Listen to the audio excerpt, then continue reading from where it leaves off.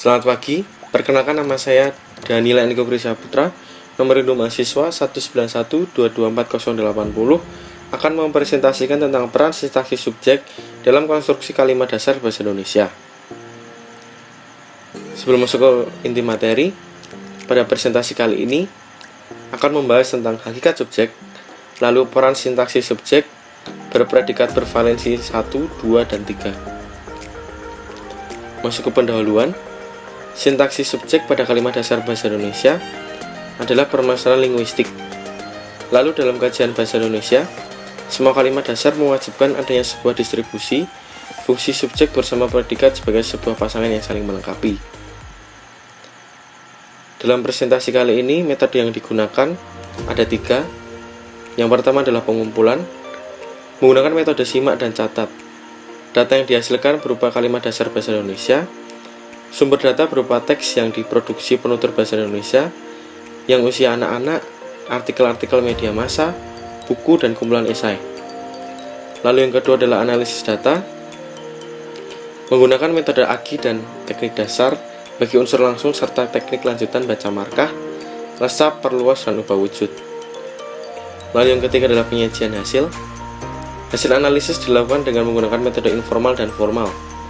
Metode informal mengacu pada model penyajian secara deskriptif melalui uraian-uraian yang berwujud untaian paragraf.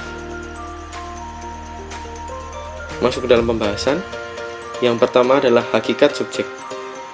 Hakikat subjek adalah argumen verba yang tampaknya merupakan penyebab sifat ketidakbebasan mengidentifikasikan dan mengklasifikasikan peran subjek secara parsial tanpa melihat keseluruhan konstruksi. Lalu peran sintaksis subjek dalam distribusi bersama predikat berpengisi verba bervalensi 1. Kecenderungan ini muncul berstatus objektif. Status itu disebabkan oleh verba yang berstatus statif karena verba cenderung mempresentasikan keadaan dan proses. Lalu verba yang dihasilkan dapat berupa verba yang tidak berafiks dan berafiks. Contohnya adalah pada kata di, ter, kean, dan beran.